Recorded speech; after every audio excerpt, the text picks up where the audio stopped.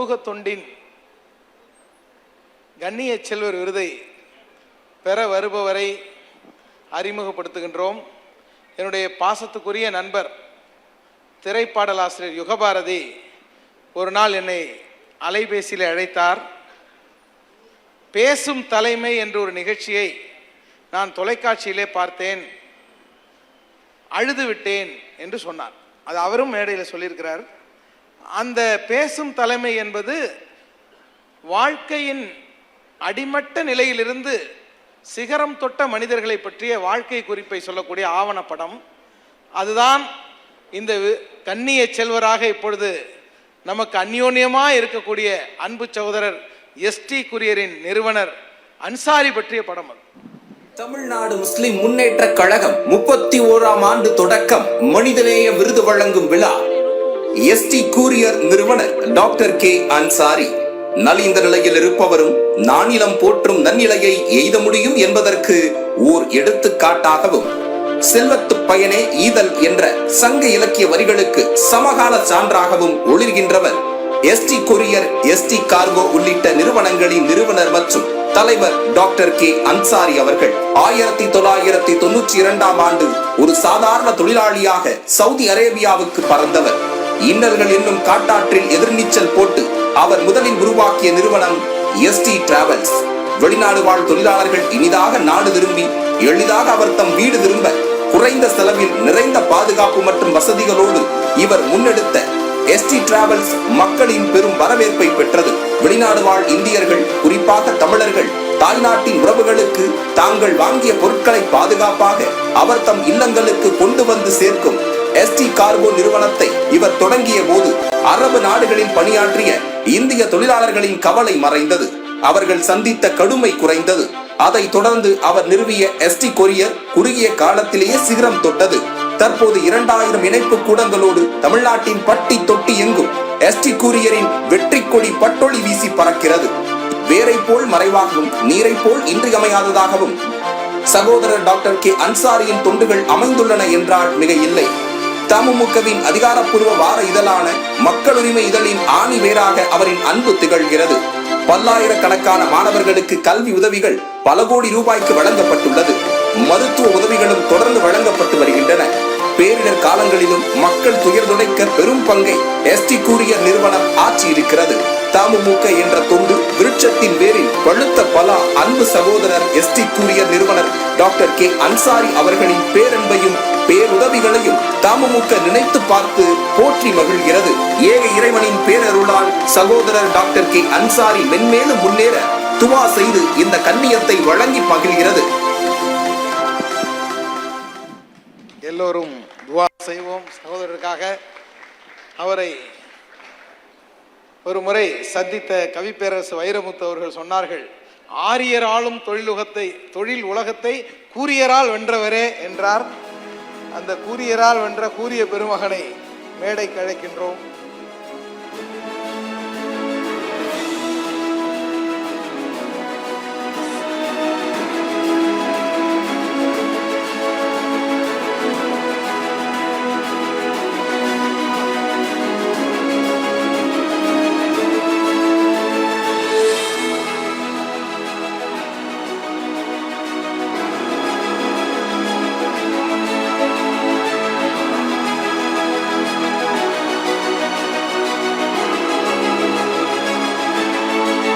உணர்வின் பெருங்கொன்று இப்பொழுது கரை உடைக்க போகிறது. பிஸ்மில்லாஹிர் ரஹ்மானிர் ரஹீம். எல்லாம் உள்ள அல்லாஹுவின் பெருங்கிருபையால் எனக்கு ஏற்கனவே பல விருதுகள் கிடைத்த போதிலும் இன்றைக்கு நான் பல மடங்கு மகிழ்ச்சியான வகையிலே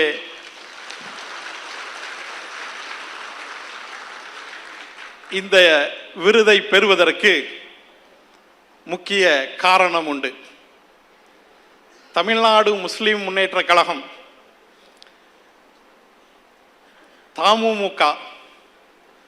தமுமுகவின் தொண்டை பற்றி ஏற்கனவே விருது வாங்கிய நமது அன்புக்குரிய சகோதரர்கள் அனைவரும் இங்கே கூறினார்கள்.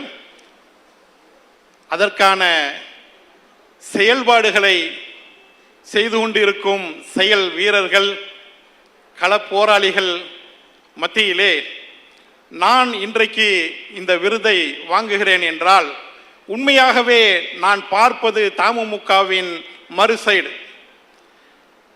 தமுமுக என்பது சற்று முன்பு சொன்னார்கள் இல்லையா,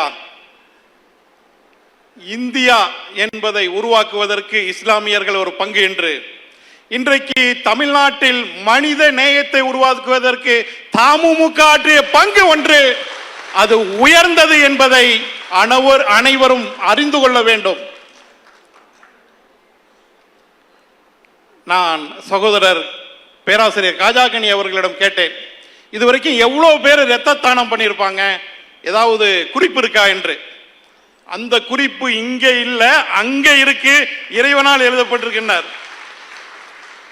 இறைவனால் எழுதப்படட்டும், என்னுடைய சேவையின் நன்மை அங்கே செல்லட்டும் என்று இரத்தத்தை தானமாக வழங்கிய தமுமுகவின் தொண்டர்கள் லட்சக்கணக்கில் இருக்கிறீர்கள் என்றால் இது தமிழக மக்களுக்கு செய்த பெரும் தொன்று அன்றிலிருந்து இன்று வரை செல்கிறது.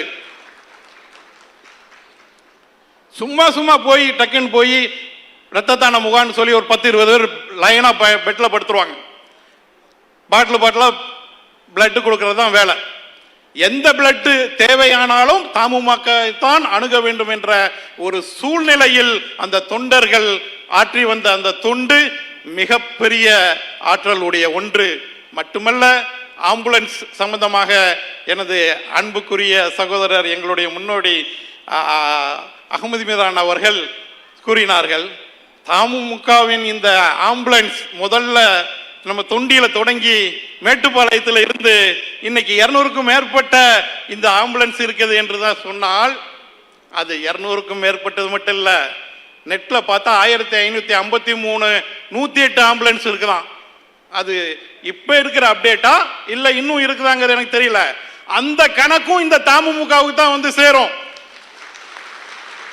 ஏன்னா 3% இடஒதுக்கீடு தமுமுக போராடி போராடி வாங்கி இந்த சமுதாயத்துக்கு கொடுத்து இன்றைக்கு பல பதவியில் நமது சமுதாயத்தினர் இருக்கிறார்கள் என்றால் அது தமுமுகவில் வாங்கி கொடுக்கப்பட்ட அந்த 3% இடஒதுக்கீடு.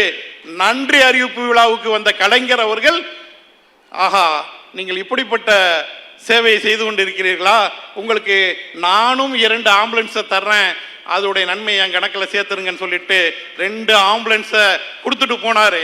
கொடுத்துட்டு போனது மட்டும் இல்ல, பெரிய மண்டல யோசிச்சாரு, ஒரு தனி இயக்கம் இப்படி செய்கிறது என்றால் ஒரு கவர்மெண்டால நாம் ஏன் செய்யக்கூடாது என்று 108 ஆம்புலன்ஸ் அறிவிச்சாரு.